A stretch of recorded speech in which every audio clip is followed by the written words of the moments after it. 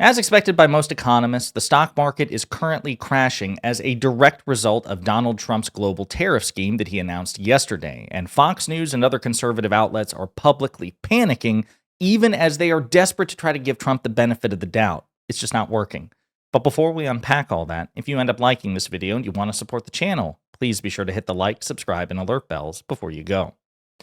All right, friends, obviously, this is the biggest story of the moment. This could be the beginning of a Great Depression-style recession, courtesy directly and solely of Donald Trump. And so as we continue to look at, and we will look at over a long period, the reaction from market analysts, from liberals, from progressives, from Democrats, from Republicans, I also really want to start with conservatives and Fox News business analysts, because, again, to the extent that any pushback is going to matter to MAGA, it will be from these people. Liberals, progressives, Democrats, MAGA doesn't care about that. But maybe the Wall Street Journal and Fox News publicly panicking about this, maybe that'll get their attention. So let's look at some of these clips as Fox business analysts react in real time to the horror show that Trump has wrought. Let's check out the market. It has just opened and the Dow is off 1,170 points, 2.7% down. If you look at the Dow 30, there's obviously a great many stocks in the red, but I do see, 5 or 6 in the green. So there are some stocks that are moving up. S&P 500, real sharply lower there. You're down 3.3%, 189 points. And the NASDAQ, that's still down about 4 percentage points as we look. Yeah, it's still down 4.5%. Check out big tech. I'm pretty sure they're all down. Yes, they are. Microsoft is now down 1.7%. It's come back a little. Google down $5. Meta, $38, 6.5%. Amazon down 6.6%, and Apple really taking it on the chin. It's down 7.7%. So that was this morning when the markets opened, and then an hour or two later, Stuart Varney, the British Fox business host, returned to take another look at the markets and as expected, still not good. We're continuing to move down. We now have the NASDAQ off 1,000 points, 5.6%. The Dow Industrials are down 1,558 points. By the way, if the Dow goes down 1,712 points, that will put the Dow in correction territory. The NASDAQ already in correction territory with a loss of 1,000 points. Check out the 10-year Treasury yield, please. It's been going down. It's just a tad above 4%, 4.01. Sharp decline in the yield there. The price of gold coming down a little bit from its previous highs, $8 lower at 31.57. Bitcoin, that's not exactly strong this morning. It's at 81.5. We're continuing to move down. Yeah, so you get the picture. I want to play one more clip. This one also from a Fox News host, Fox business host, Maria Bartiromo, who is a MAGA Fox News host, much more than even Stuart Varney. Okay, this is somebody who is politically, ideologically aligned with Donald Trump. She is desperate to give Trump the benefit of the doubt. We've covered many of her interviews with Trump and much of her economic coverage because she wants Trump to succeed. She wants Trump to be right. She wants to own the libs. But there's still enough of a financial analyst in her brain saying, oh my God, this is not the way to do it. This is the wrong approach. And so even though she tries to couch her language and she tries to give Trump and MAGA Republicans off ramps to exit this like self-sabotage, they're not doing it. And so, again, note the trepidation in her voice as she says this. But look, at this moment in time, with the market down 1,238 points right now on the Dow Industrials and the NASDAQ down 800 right now, and the market's not even open, futures indicating a very ugly opening, now would be the time for some clarity on extending the tax cuts. So where are you on that? Well, a lot of people didn't think the House could put the budget instructions together. I do believe that John Thune and the Senate, we're going to get to their budget instructions, and I'm hoping by Mother's Day, we're going to have, that would be the fastest I think we can get there, but we could have a proposal that could be voted on in both chambers.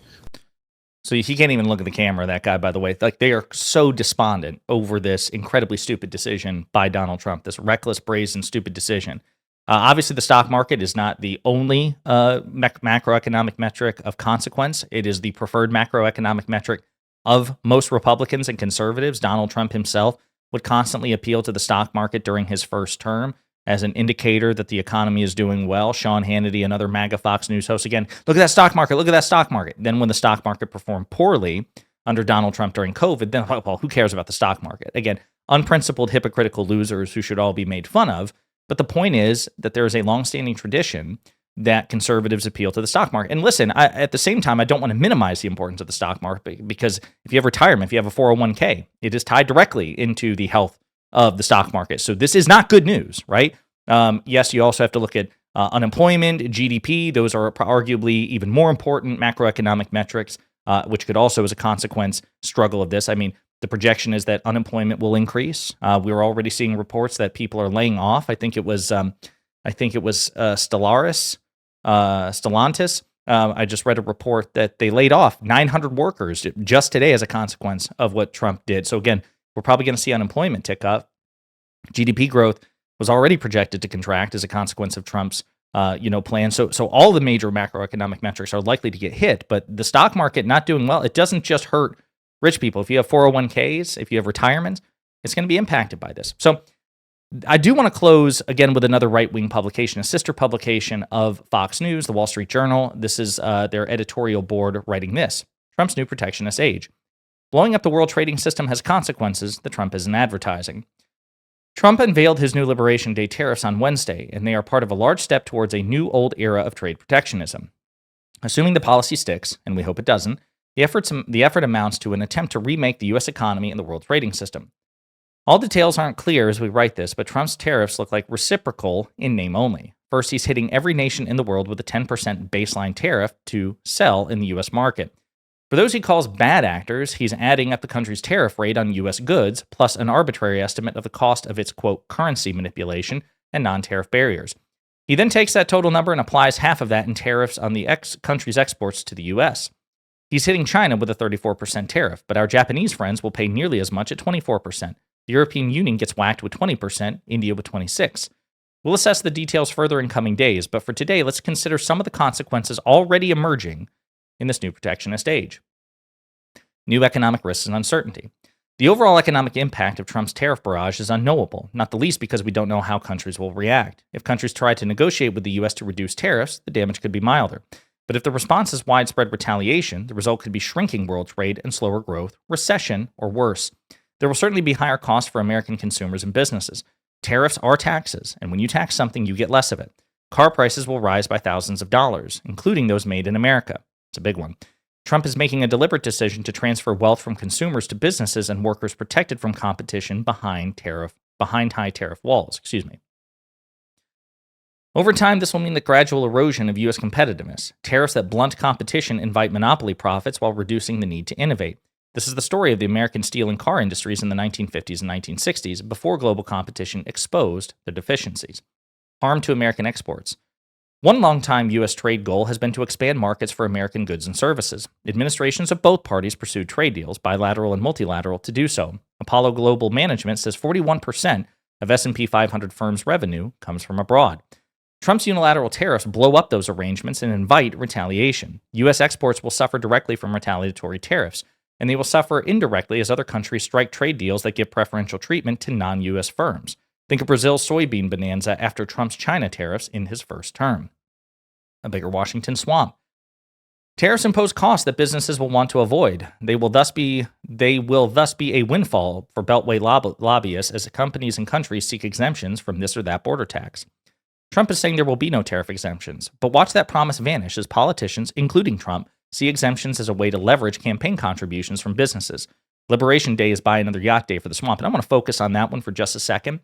This is where tariffs in the form of, in Trump's form, and Trump's iteration, is really a license for unprecedented corruption. And unprecedented corruption has been, the entire MO of the Trump administration with his bullshit meme coin, with, just all sorts of things that Donald Trump, his conflicts of interest in his first term, his embracing of Elon Musk and having Elon Musk, his biggest campaign contributor, effectively running the government and determining who, what contracts get to be preserved, which get to be assigned, and what. Again, Donald Trump is objectively by far the most corrupt president in the history of the United States. But this is a big point, which is that businesses and sectors that want exemptions, want tariff relief, are highly incentivized to make very corrupt deals with Donald Trump to do that, which will not only benefit Trump's party, which is bad enough, corruption itself is bad enough, but could benefit Trump personally. We could get a Putin-style situation here in the United States. Keep an eye on it. The end of U.S. economic leadership. Britain played this role through World War I, but it was too weakened by the war to continue. The U.S. didn't take up leadership mantle until after the Depression and the Second World War. U.S. leadership in the decision to spread free trade produced 7 decades of mostly rising prosperity at home and abroad. The U.S. share of global GDP has been stable at about 25% for decades, even as industries rise and fall. That era is now ending as Trump adopts a more mercantile version of trade in U.S. self-interest. The result is likely to be every nation for itself as countries seek to carve up global markets, based not on market efficiency, but for political advantage.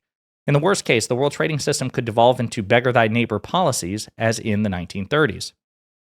The cost in American influence will be considerable. Trump thinks the lure of the U.S. market and American military powerful are enough to bend countries to his will. But soft power also matters, and that includes being able to trust America's word as a reliable ally and trading partner. Trump is shattering that trust as he punishes allies and blows up the MCA that he negotiated, USMCA, that he negotiated in his first term, something, again, that Trump often likes to forget about. And a major opportunity for China. The great irony of Trump's tariffs is that he justifies them in part as a diplomatic tool against China. Yet in his first term, Trump abandoned the Asia-Pacific trade deal that excluded China. Beijing has since struck its own deal with many of those countries. Trump's new tariff onslaught is giving China another opening to use its large market to court American allies. Again, this is a big one. South Korea and Japan are the first targets, but Europe is on China's list. And there are reports that South Korea, Japan, and China are forming a tripartite trade agreement.